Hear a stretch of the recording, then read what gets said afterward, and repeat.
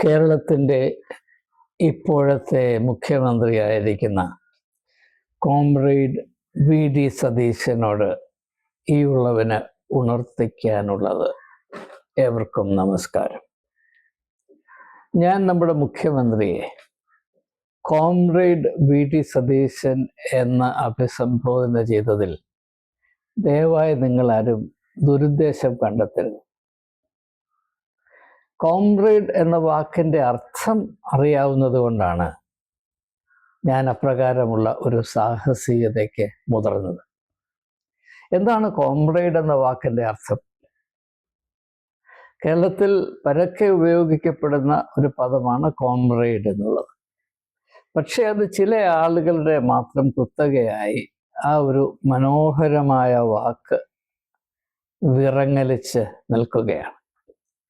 വാക്കിനെ ആ വിറങ്ങലിൽ നിന്ന് രക്ഷിക്കാൻ ഭാഷയെ സ്നേഹിക്കുന്ന ഈ ഉള്ളവന് താല്പര്യമുണ്ട് എന്ന് സവിനയമേവരെയും ഞാൻ അറിയിച്ചു കൊള്ളട്ടെ. കോമ്രേഡ് എന്ന വാക്കിൻ്റെ അർത്ഥം കമ്പാനിയൻ എന്ന് മാത്രമേ ഉള്ളൂ. പരസ്പരം സ്നേഹിക്കുന്നവർ, ഏതാണ്ട് ഒരേ ലക്ഷ്യം അനുസരിച്ച് സഹകരിച്ച് മുൻപോട്ട് പോകുന്നവർ, അവർ കോമ്രേഡുകളാണ്. പക്ഷെ നമ്മുടെ ധാരണയിൽ കോമ്രേഡ് എന്ന് പറഞ്ഞാൽ കമ്മ്യൂണിസ്റ്റുകാർ, അല്ലെങ്കിൽ കേരളത്തിലെ ഇപ്പോഴത്തെ പദപ്രയോഗത്തിൻ്റെ പിൻബലത്തിൽ പറഞ്ഞാൽ കമ്മികൾ. അങ്ങനെ ആകണമെന്ന് നിങ്ങളോട് ആര് പറഞ്ഞു? ഇത് മനുഷ്യൻ സൃഷ്ടിച്ചു വെച്ച ഒരു ഭ്രമമാണ്. കോമ്രേഡ് എന്ന വാക്കിനെ അതിൻ്റെ അർത്ഥത്തിൽ ഉൾക്കൊണ്ടുകൊണ്ടാണ് ഞാൻ കേരളത്തിൻ്റെ മുഖ്യമന്ത്രിയായ വി.ഡി. സതീശനെ എൻ്റെ കോമ്രേഡായി വിശേഷിപ്പിക്കുന്ന. അദ്ദേഹത്തിന് എന്നെ അറിഞ്ഞുകൂടാ, അത് അദ്ദേഹത്തിന് നല്ലതാണ്. എനിക്കും അദ്ദേഹത്തെ വേണ്ടതുപോലെ അറിയില്ല, ദൂരെ നിന്നുള്ള പരിചയമേ ഉള്ളൂ. ഈ കാലത്ത് അതാണ് നല്ലത്. എന്നാലും അദ്ദേഹം എൻ്റെ മുഖ്യമന്ത്രിയാണ് എന്നതുകൊണ്ട് ചില കാര്യങ്ങൾ അദ്ദേഹത്തോട് പറയാനുള്ള സ്വാതന്ത്ര്യവും മാത്രമല്ല കടമയും എനിക്കുള്ളത് കൊണ്ടാണ് ഞാൻ ഈ വീഡിയോ ഇപ്രകാരം വിഭാവന ചെയ്തിട്ടുള്ളത്. പലരും പുതിയ മന്ത്രിസഭ ഉണ്ടായപ്പോൾ അതിലെ അംഗങ്ങളെ അനുമോദിച്ചു, ആഹ്ലാദം പ്രകടിപ്പിച്ചു. പലരും ചടങ്ങിൽ പോയി പങ്കെടുത്തു, സത്യപ്രതിജ്ഞ ചെയ്യുന്ന ചടങ്ങിൽ പോയി. ഞാനിതൊന്നും ചെയ്തില്ല, ഞാനിതിനെപ്പറ്റി ഒരു വാക്ക് പോലും പറഞ്ഞിട്ടില്ല. എന്നാൽ ഇനിയും ചില കാര്യങ്ങൾ പറയേണ്ട ആവശ്യമുള്ളത് കൊണ്ട് ഞാൻ പറയാൻ പോവുകയാണ്. ഞാൻ കോമ്രേഡ് വി.ഡി. സതീശൻ നേതൃത്വം നൽകുന്ന ഇപ്പോഴത്തെ UDF സർക്കാരിൽ നിന്ന് എന്താണ് പ്രതീക്ഷിക്കുന്നത്? ആദ്യമായി ഈ വീഡിയോയിൽ ഒറ്റ കാര്യം മാത്രമേ പറയാൻ താല്പര്യപ്പെടുള്ളൂ. ആദ്യമായി ഞാൻ പ്രതീക്ഷിക്കുന്നത്, ദയവായി ദയവായി ദയവായി കേരളത്തിലെ വിദ്യാഭ്യാസ നിലവാരം ഉയർത്തുവാൻ ശ്രമിക്കുക.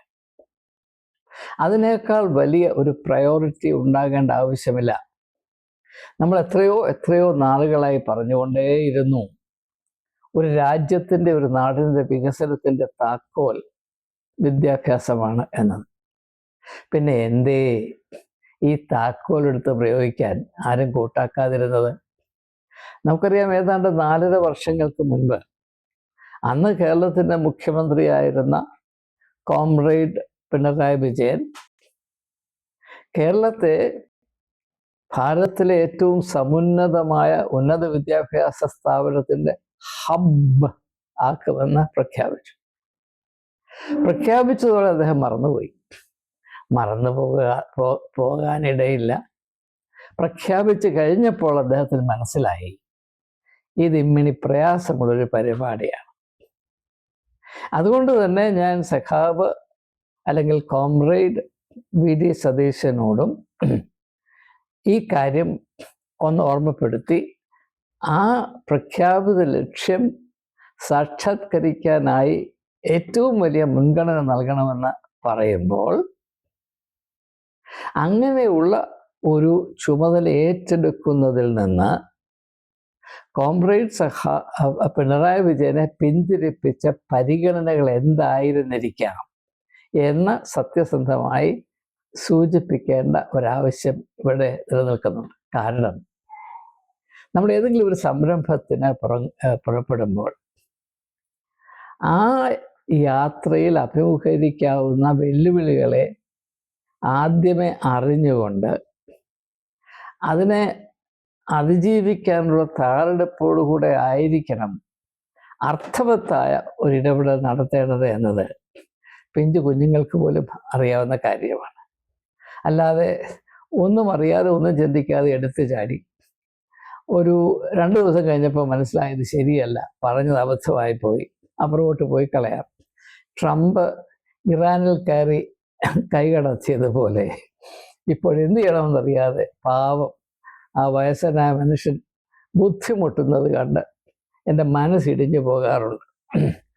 ഇന്ന് എനിക്ക് എല്ലാവരുടെയും മുഖത്ത് നോക്കാം, പക്ഷേ ട്രംപിൻ്റെ മുഖത്ത് നോക്കാൻ പ്രയാസമാണ്. കാരണം ആ മനുഷ്യൻ ചെന്ന് പെട്ടിരിക്കുന്ന ഈ പടുകുഴി, ഇതിൽ നിന്ന് അദ്ദേഹത്തെ രക്ഷിക്കും? ചൈനയിൽ പോയി ഷീ ജിൻപിങ്ങിനോട് പോലും കാല് പിടിച്ചു, എന്നെ ഒന്ന് രക്ഷിക്കണം. പുട്ടിനോട് പോലും പറഞ്ഞു തുടങ്ങി. എന്നിട്ട് ആരും അദ്ദേഹത്തെ ഒരു കൈത്താങ്ങൽ നൽകി ഈ കുഴഞ്ഞ ചേറ്റിൽ നിന്ന് കരയേറ്റുന്നില്ല എന്നത് ഒരു വലിയ സങ്കടത്തിന് കാരണമാണ്. അത് നമ്മുടെ പ്രധാന വിഷയമല്ലാത്തത് കൊണ്ട് ഞാനങ്ങ് മാറ്റിവെക്കുകയാണ്. ഞാൻ പറഞ്ഞു വന്ന ആശയം വളരെ കൃത്യമാണ്. നാം ഒരു സംരംഭത്തിനായി ഇറങ്ങിത്തിരിക്കുമ്പോൾ ആ വഴിയെ സഞ്ചരിക്കുന്ന സമയത്ത് നമുക്ക് അഭിമുഖീകരിക്കേണ്ടി വരുന്ന വെല്ലുവിളികൾ, തടസ്സങ്ങളൊക്കെ എന്താണ്, അത് തിരിച്ചറിയുകയും അതിനെ അതിജീവിക്കാനുള്ള മാർഗങ്ങളും കൂടെ കരുതിയിട്ട് വേണം മുൻപോട്ട് പോകുവാൻ എന്നത് അല്പം ഒരു കടുക് മണിയോളവും സാമാന്യ ബുദ്ധിയുള്ളവർ അറിയേണ്ട കടമയാണ്. അതുകൊണ്ട് എന്തുകൊണ്ടാണ് കോമ്രേഡ് പിണറായി വിജയൻ വളരെ അർത്ഥവത്തായ ഒരു ലക്ഷ്യം വീര്യത്തോടു തന്നെ, വളരെ നിശ്ചയദാർഢ്യത്തോടു കൂടെ തന്നെ പ്രഖ്യാപിച്ചിട്ടും ആ ദിശയിലേക്ക് ഒരു മില്ലിമീറ്റർ മുന്നോട്ട് പോകുവാൻ അദ്ദേഹം ധൈര്യം കാണിക്കാതിരുന്നത് എന്തുകൊണ്ടാണ്? ഇവിടെ രണ്ട് കാര്യങ്ങൾ ഞാൻ കോമ്രേഡ് വി.ഡി. സതീശൻ്റെ ശ്രദ്ധയിൽപ്പെടുത്തുകയാണ്. എന്തുകൊണ്ടാണ് കേരളത്തിലെ വിദ്യാഭ്യാസ പ്രസ്ഥാനം ഇത്രമാത്രം വഴിമുട്ടി നിൽക്കുന്നത്, നിലവാരം ഇടിഞ്ഞു പോയത്? എന്തുകൊണ്ടാണ് ഈ കുഴഞ്ഞ ചേറ്റിൽ നിന്ന് നമുക്ക് കയറുവാൻ സാധിക്കാതെ നമ്മുടെ യുവതീവാക്കന്മാർ ഗുണമേന്മയുള്ള ഉന്നത വിദ്യാഭ്യാസം അന്വേഷിച്ച് അയൽ സംസ്ഥാനങ്ങളും മറ്റ് രാജ്യങ്ങളിലും ചേക്കേറേണ്ട ഗതികേട് അനുഭവിക്കുന്നത് എന്ന് മനസ്സിലാക്കാൻ രണ്ട് കാര്യങ്ങൾ ഞാൻ ഈ തരുണത്തിൽ സൂചിപ്പിക്കട്ടെ. ഒന്ന്, കേരള വിദ്യാഭ്യാസത്തിൻ്റെ രാഷ്ട്രീയവൽക്കരണം, the politicisation of education in Kerala. രാഷ്ട്രീയം കളിക്കാൻ നമുക്ക് എത്രയോ ഇടങ്ങളുണ്ട്. ഒന്നാമത് രാഷ്ട്രീയം എന്താണെന്ന് മനസ്സിലാക്കാൻ എല്ലാവരും കൂട്ടാക്കണം. രാഷ്ട്രീയം എന്ന വാക്കിൻ്റെ അർത്ഥമറിയാതെയാണ് ബഹുഭൂരിപക്ഷം ആളുകളും ഏതാണ്ട് വെള്ളയുടുപ്പും മുണ്ടും ഇട്ട് ഒരു സഞ്ചിയും തൂക്കി ഇറങ്ങുന്നത്. അത് മറ്റൊരു വിഷയം.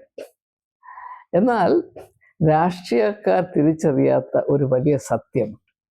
അത് ഏതാനും ശതാബ്ദങ്ങൾക്ക് മുൻപ് ഇംഗ്ലണ്ടിൽ ജീവിച്ചിരുന്ന നല്ലൊരു ചിന്തകനായിരുന്ന ഓൾഫ്രഡ് നോർത്ത് വൈറ്റ് ഹെഡ് എന്ന ഒരു ദാർശനികൻ, a philosopher by the name of Alfred North Whitehead, അദ്ദേഹത്തിൻ്റെ ഒരു പുസ്തകം, ദി എയിംസ് ഓഫ് എഡ്യൂക്കേഷൻ എന്ന പുസ്തകമാണ്. അതിൽ അദ്ദേഹം പറയുന്നത് അതുപോലെ അതേ ആശയം തന്നെ ജോൺ ഡ്യൂവി എന്ന് പറയുന്ന അമേരിക്കൻ ഫിലോസഫർ എഴുതിയ എഡ്യൂക്കേഷൻ ആൻഡ് ഡെമോക്രസി എന്ന പുസ്തകത്തിലുമുണ്ട്. ഇവർ രണ്ടുപേരും പറയുന്നത് ലോകത്തിലെ ഏറ്റവും സങ്കീർണമായ 2 സേവന മേഖലയാണ് ഭരിക്കുന്നതും വിദ്യാഭ്യാസം നടത്തുന്നതും, അഡ്മിനിസ്ട്രേഷൻ ആൻഡ് എഡ്യൂക്കേഷൻ. പ്രത്യേകിച്ച് ഭരണകൂടം, ഗവൺമെൻറ് ആൻഡ് എഡ്യൂക്കേഷൻ. ഇതിനെപ്പറ്റി സാർവലൗകികമായ ഒരു ഒത്തുതീർപ്പുണ്ട്, ഒരു കൺസെൻസസ്. ലോകത്തിലെ ഏറ്റവും സങ്കീർണമായ ചുമതല അല്ലെങ്കിൽ സേവന മേഖല എന്താണ്? 1 സർക്കാർ, 2 വിദ്യാഭ്യാസം. അതുകൊണ്ട് ഈ വിദ്യാഭ്യാസത്തിൽ ആർക്കെങ്കിലും അർത്ഥവത്തായി ഇടപെടൽ നടത്തണമെങ്കിൽ തക്കതായ വിദ്യാഭ്യാസത്തെ പറ്റിയുള്ള മതിയായ അവബോധവും ചുമതല ബോധവും ഒക്കെ ഉണ്ടായിരിക്കണം. പക്ഷെ നമ്മുടെ അവസ്ഥയല്ല. 4ാം ക്ലാസ് വരെ പഠിക്കാത്തവനാണ് വിദ്യാഭ്യാസം എങ്ങനെ ആയിരിക്കണമെന്ന് തീരുമാനിക്കുന്നത്. 8ഉം 8ഉം അറിയാത്തവനാണ് എങ്ങനെയാണ് ഒരു വിദ്യാഭ്യാസ സ്ഥാപനം നടത്തുന്നത് എന്നതിനെപ്പറ്റി യാതൊരു ബോധമില്ലാത്തവരാണ് പ്രിൻസിപ്പലിൻ്റെ ഒക്കെ ഓഫീസിൽ കയറി ചെന്ന് അത് ചെയ്യണം ഇത് ചെയ്യണം, ഇല്ലെങ്കിൽ ഇതാണ് എന്ന് പറയും. നമ്മുടെ കലാലയങ്ങൾ, വിദ്യാഭ്യാസ സ്ഥാപനങ്ങൾ ഏതുദ്ദേശത്തോടുകൂടെയാണ് അവ സ്ഥാപിക്കപ്പെടുകയും സ്ഥിതി ചെയ്യുകയും ചെയ്യുന്നത് എന്നത് പരിപൂർണമായി നശിപ്പിക്കത്തക്ക ഒരു സംവിധാനമാണ് ഇപ്പോൾ നമ്മൾ നിലവിൽ സ്ഥിതി ചെയ്യുന്നത്. ഞാൻ ഒരു കോളേജിൻ്റെ ചുമതല വഹിച്ച ആളാണ്. 1881 സ്ഥാപിതമായ സെൻറ്റ് സ്റ്റീഫൻസ് കോളേജ്. ഇതിപ്പോൾ 2026 ആ സ്ഥാപനം മറ്റുള്ള സ്ഥാപനത്തെക്കാൾ അല്പമൊക്കെ മുൻപോട്ട് പോകുവാനുള്ള 3-4 കാരണങ്ങൾ എന്നോട് ചോദിച്ചാൽ അതിൽ വളരെ പ്രാധാന്യത്തോടുകൂടി അടിവരയിട്ട് ഞാൻ പറയുന്നത്, സെൻറ്റ് സ്റ്റീഫൻസ് കോളേജിൽ യാതൊരു വിധത്തിലുള്ള ബാഹ്യശക്തികളുടെയും സ്വാധീനം, പ്രത്യേകിച്ച് രാഷ്ട്രീയക്കാരുടെ സ്വാധീനം ഒരു കാലത്തും അല്പം പോലും അനുവദിച്ചില്ല എന്നുള്ളതാണ്. കാരണം ഞാൻ പറഞ്ഞത്, സെൻറ്റ് സ്റ്റീഫൻസ് കോളേജിൻ്റെ ജീവനാഡി എന്ന് പറയുന്നത്, എല്ലാ സ്ഥാപനങ്ങളും അങ്ങനെ ആയിരിക്കണം, ജീവനാഡി എന്ന് പറയുന്നത് അവിടെ പഠിക്കുന്ന വിദ്യാർത്ഥികളും അവിടെയുള്ള പ്രിൻസിപ്പൽ തൊട്ടുള്ള അധ്യാപകരും തമ്മിലുള്ള സുഹൃത്ത് ബന്ധമാണ്, പ്രത്യേകതയുള്ള ബന്ധമാണ്. A special relationship exist between the student community and the principal and the teachers. ഈ ബന്ധത്തെ 100% നശിപ്പിക്കാൻ, കോഴി കയറിയ ചീരക്കളം പോലെ ആക്കി തീർക്കാൻ രാഷ്ട്രീയക്കാർക്ക് ഒരു നിമിഷം മതി. ഇംഗ്ലീഷിൽ പറയുമല്ലോ, bull in A China shop. അതിനേക്കാൾ നല്ലതാണ് politicians in an educational institution എന്ന് പറയുന്നത്. ഇത് നാശത്തിന് മാത്രം വഴിയൊരുക്കുന്നൊരു ക്രമീകരണമാണ്. കഴിഞ്ഞ മന്ത്രിസഭ, കഴിഞ്ഞ സർക്കാരായിരുന്നപ്പോൾ, കഴിഞ്ഞതിന് മുൻപ് അന്നത്തെ സ്പീക്കർ ശ്രീരാമകൃഷ്ണനാണ്. അദ്ദേഹം ഡെമോക്രസിയെ പറ്റി ഒരു വലിയ 3 ദിവസം നീണ്ടു നിന്ന മീറ്റിംഗ് നമ്മുടെ നിയമസഭാ മന്ദിരത്തെ കേന്ദ്രീകരിച്ച് നടത്തി. ഇന്ത്യയിൽ നിന്നുള്ള തലയെടുപ്പുള്ള എല്ലാ യുവ നേതാക്കന്മാരെയും കക്ഷി വ്യത്യാസമില്ലാതെ, പാർട്ടി വ്യത്യാസമില്ലാതെ ക്ഷണിച്ചു. അതിലൊരു സെഷൻ എടുക്കാനായി എന്നെ ക്ഷണിച്ചു. ഞാൻ എൻ്റെ കാര്യം അവതരിപ്പിച്ചു കഴിഞ്ഞപ്പോൾ പൊന്തി വന്ന ഒരു ചോദ്യം, ക്യാമ്പസുകൾ രാഷ്ട്രീയ ആക്ടിവിറ്റീസിൻ്റെ ഇടം കൊടുക്കുന്നത് ശരിയാണോ? ക്യാമ്പസുകളിൽ രാഷ്ട്രീയ സ്വാധീനം ഉണ്ടാകുന്നത് ആരോഗ്യപരമാണോ, അനുവദനീയമാണോ? ഞാൻ വെട്ടിമുറിക്കുന്ന ഭാഷയിൽ പറഞ്ഞു, അത് വിദ്യാഭ്യാസത്തെ കൊല്ലുന്നതിന് സമമാണെന്ന് പറഞ്ഞപ്പോൾ അവിടെ വളരെ പ്രതിഷേധമുണ്ടായി. പ്രത്യേകിച്ച് മാർക്സിസ്റ്റുകാർ, അവരുടെ വേദിയായിരുന്നല്ലോ. മാർക്സിസ്റ്റുകാരുടെ പൊതുവായുള്ള ഒരു ദർശനം എന്ന് പറഞ്ഞാൽ, നമ്മുടെ വിദ്യാഭ്യാസ സ്ഥാപനങ്ങളിൽ ഞങ്ങളെ രാഷ്ട്രീയവൽക്കരിച്ചാണ് കേരളത്തിൻ്റെ ഭാവി നേതൃത്വത്തെ ഉണ്ടാക്കേണ്ടത്. അതൊക്കെ ലോകത്തിലേക്ക് വലിയ പൊട്ടത്തരമാണ്. വിദ്യാഭ്യാസത്തെ അലങ്കോലപ്പെടുത്തിയാൽ മാത്രമേ ഒരു സംസ്ഥാനത്തിന് കഴിവുറ്റ നേതാക്കന്മാർ ഭാവി കാലത്ത് ഉണ്ടാകുകയുള്ളൂ എന്ന് പറയണമെങ്കിൽ അല്പം പോലും സാമാന്യ ബുദ്ധി ഇല്ലാത്തവർക്ക് അത് സാധിക്കുകയുള്ളൂ. പണ്ഡിറ്റ് ജവഹർലാൽ നെഹ്റു പറഞ്ഞൊരു കാര്യമുണ്ട്. അദ്ദേഹത്തോട് ചോദിച്ചു, വിദ്യാർത്ഥികളുടെ 3 കടമകൾ എന്താണ് എന്ന് ചോദിച്ചാൽ താങ്കൾ എന്ത് പറയും? അദ്ദേഹം പറഞ്ഞു, ആദ്യത്തെ കടമ പഠിക്കുക, രണ്ടാമത്തെ കടമ പഠിക്കുക, മൂന്നാമത്തെ കടമ പഠിക്കുക. ഇങ്ങനെ പഠിക്കുമ്പോൾ രാഷ്ട്രീയം എന്താണെന്നും ഒരു രാഷ്ട്രത്തിൻ്റെ പ്രത്യേകതകൾ എന്താണെന്നും അതിൻ്റെ നന്മയ്ക്ക് വേണ്ടിയുള്ള ഘടകങ്ങൾ എന്താണെന്നും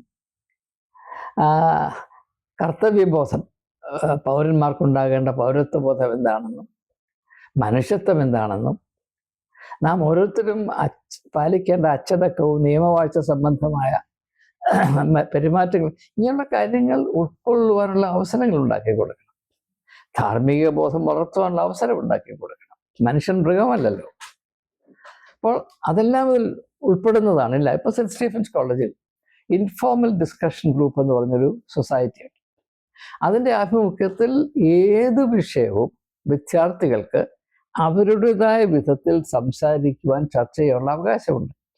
അതുകൊണ്ട് ഈ ഭാരതത്തിലെ എല്ലാ രാഷ്ട്രീയ പ്രശ്നങ്ങളെ പറ്റിയും അവർ ബോധമുള്ളവരാണ്. ക്യാമ്പസിൽ പാർട്ടികൾ ഉണ്ടാക്കി അങ്ങോട്ടും ഇങ്ങോട്ടും തല്ലിച്ചതച്ച് പിന്നെ കൊലപാതകം നടത്തിയേ രാഷ്ട്രീയ ബോധം വളർത്തിയെടുക്കാൻ ഒക്കത്തുള്ളൂ എന്ന് പറയുന്നത് അവരെയുള്ളവരെ ഉളമ്പാറയോ കുതിരവട്ടത്തോ ഉണ്ടാക്കണം. ഞാൻ സത്യം നിങ്ങളോട് പറയുന്നു,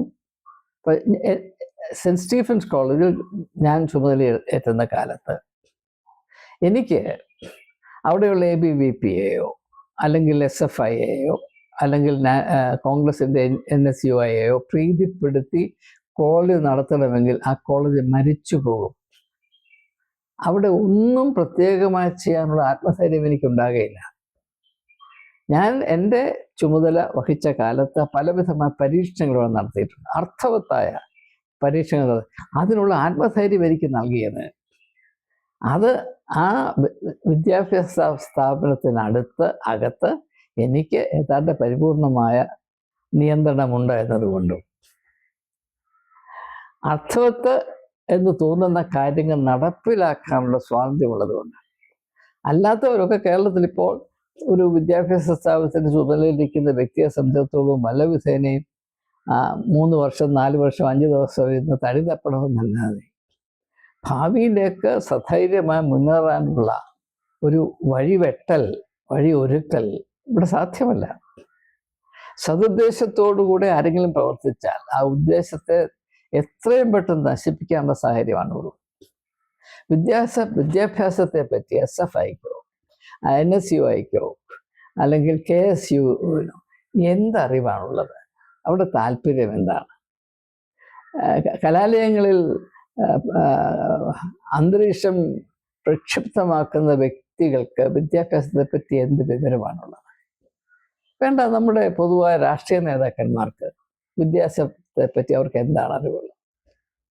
അപ്പോൾ ആദ്യമായി കോമ്രേഡ് സതീശൻ, VD സതീശൻ ചെയ്യേണ്ടത് കേരളത്തിലെ പ്രത്യേകിച്ച് ഉന്നത വിദ്യാഭ്യാസ സ്ഥാപനങ്ങളെ രാഷ്ട്രീയ അതിക്രമത്തിൽ നിന്ന് 100% സംരക്ഷിക്കാനുള്ള ചുമതല ഏറ്റെടുക്കണം. അദ്ദേഹം ഗൃഹമന്ത്രിയല്ല, ഹോം മിനിസ്റ്റർ അല്ല എന്ന് ഞാൻ സമ്മതിക്കുന്നു.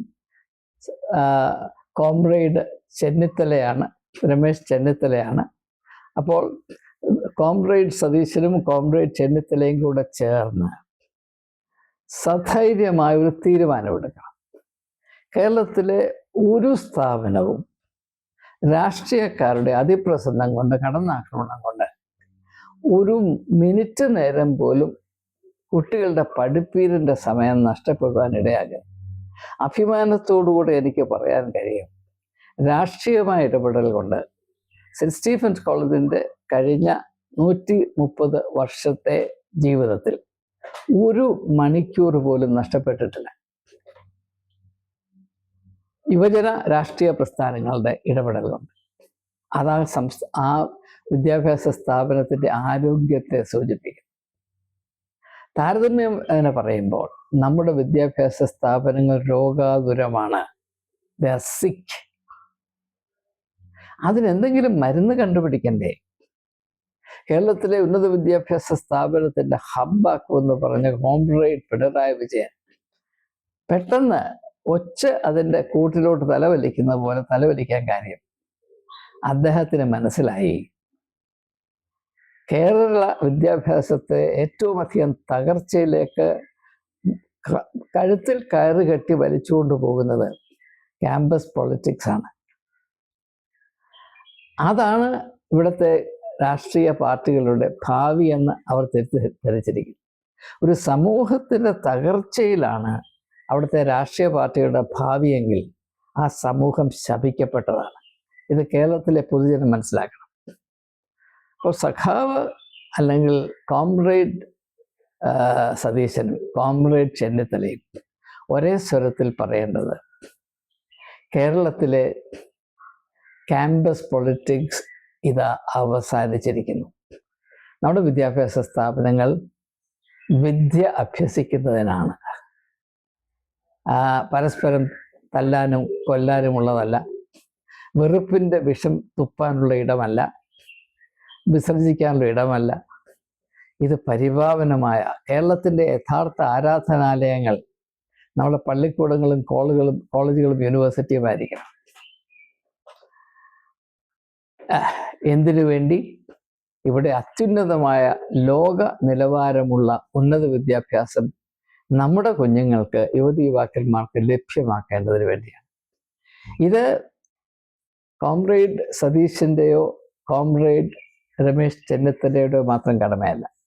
ഈ സംസ്ഥാനത്തിൽ വസിക്കുന്ന, സംസ്ഥാനത്തെ സ്നേഹിക്കുന്ന എല്ലാ മലയാളിയുടെയും സുപ്രധാനമായ കടമയായി നാം മനസ്സിലാക്കേണ്ടതാണ്. ആ കൂട്ടത്തിൽ മാർക്സിസ്റ്റുകാരും പെടും എന്നതാണ് എൻ്റെ പ്രത്യാശ. ഒരു 10 വർഷത്തേക്ക് നമുക്കൊരു പരീക്ഷ നടത്താം. എല്ലാ പാർട്ടികളും ചേർന്ന് തീരുമാനിക്കണം, ഇന്ന് മുതൽ അടുത്ത 10 വർഷത്തേക്ക് ക്യാമ്പസ് പൊളിറ്റിക്സ് ഞങ്ങൾ ഉപേക്ഷിച്ചിരിക്കുന്നു. മാത്രവുമല്ല, ഓരോ വിദ്യാഭ്യാസ സ്ഥാപനത്തിലും അതിൽ ചുമതല വഹിക്കുന്ന ആളുകൾക്ക് അതിൻ്റെ കാര്യങ്ങൾ ഏറ്റവും ഭംഗിയായി നിർവഹിക്കാനുള്ള പൂർണ്ണ സ്വാതന്ത്ര്യം ഞങ്ങൾ ഉറപ്പാക്കും. ഒരു വിധത്തിലും കോളേജിൻ്റെ നടത്തിപ്പിൻ്റെ ഒരംശത്തിലും ഞങ്ങൾ അനാവശ്യമായി കൈകടത്തുകയില്ല. ഒരു ഉദാഹരണം പറഞ്ഞാൽ, ഞാൻ പ്രിൻസിപ്പലായിരുന്ന സമയത്ത് 37 അപ്പോയിൻമെൻറ്റ്സ് നടത്തിയിട്ടുണ്ട്, ടീച്ചേഴ്സ് അപ്പോയിൻമെൻറ്റ് നടത്തിയിട്ടുണ്ട്. അപ്പോൾ ചിലപ്പോഴൊക്കെ എനിക്ക് കേന്ദ്ര മന്ത്രിമാർ, എല്ലാവരുമില്ല, ചിലർ ഫോണിൽ വിളിച്ചു പറയും, ഇന്ന ആളിനെ ഒന്ന് കരുതിയേക്കണം എന്ന് പറയും. ഞാൻ ആളിനെ കരുതും. എങ്ങനെ ചോദിച്ചാൽ, ആളിൻ്റെ ആപ്ലിക്കേഷൻ എടുത്ത് ഒരു മാർക്ക് ഇട്ട് വെക്കും. അങ്ങനെ റെക്കമെൻഡേഷൻ ലഭിച്ച ഒരു വ്യക്തിക്ക് പോലും ഞാൻ ജോലി കൊടുത്തിട്ടില്ല. കാരണം മറ്റൊന്നുമല്ല, കോപം കൊണ്ടോ ചുരുക്കം കൊണ്ടോ ഒന്നുമല്ല, സാമാന്യ ബുദ്ധി. സ്വന്തം കഴിവിൽ കോൺഫിഡൻസ് ഉള്ള ആളുകൾ റെക്കമെൻഡേഷന് പോകേണ്ട ആവശ്യമില്ല. ഏറ്റവും വലിയ റെക്കമെൻഡേഷൻ കൊണ്ട് വരുന്നവൻ ഏറ്റവും മൊണ്ണയായിരിക്കും, അതിനകത്ത് യാതൊരു സംശയമില്ല. അത് അനുഭവം കൊണ്ട് എല്ലാവർക്കും മനസ്സിലാകേണ്ട കാര്യമാണ്. ഈ 37 നിയമനത്തിലും ഒരു ചില്ലിക്കാശ് ഉൾപ്പെടാൻ ഞാൻ സമ്മതിച്ചില്ല.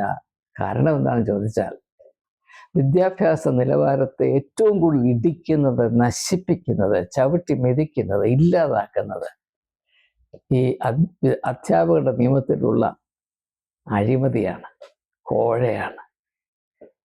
കേരളത്തിൻ്റെ ശാപം ഇതാണ്. നമ്മൾ നിയമം ഉണ്ടാക്കി കൊടുത്തിരിക്കുകയാണ്, നമ്മൾ സർക്കാരിൻ്റെതായ ക്രമീകരണം ഉണ്ടാക്കി കൊടുക്കുകയാണ്. പ്രത്യേകിച്ച് ന്യൂനപക്ഷ സമുദായങ്ങൾ നടത്തുന്ന കോളേജുകളിൽ മാനേജ്മെൻറ്റ് കോട്ട വെച്ചിരിക്കുകയാണ്. ഈ മാനേജ്മെൻറ്റ് കോട്ട എന്ന് പറഞ്ഞാൽ അഴിമതി കോട്ട എന്ന് മാത്രമേ അർത്ഥമുള്ളൂ. നമ്മുടെ കോളേജുകളിൽ നടക്കുന്ന അഴിമതികൾ എത്ര ഭീകരമാണ്. ഒരു കാര്യം അനുഭവത്തിൽ നിന്ന് എനിക്കറിയാം. ഞാൻ ഇംഗ്ലീഷിൽ പറയട്ടെ. The practice of excellence is A spiritual undertaking. വിദ്യാഭ്യാസ പ്രക്രിയയിൽ ഉന്നത നിലവാരം പുലർത്തുക എന്നത് ഒരു ആധ്യാത്മികമായ ഒരു ദൗത്യമാണ്.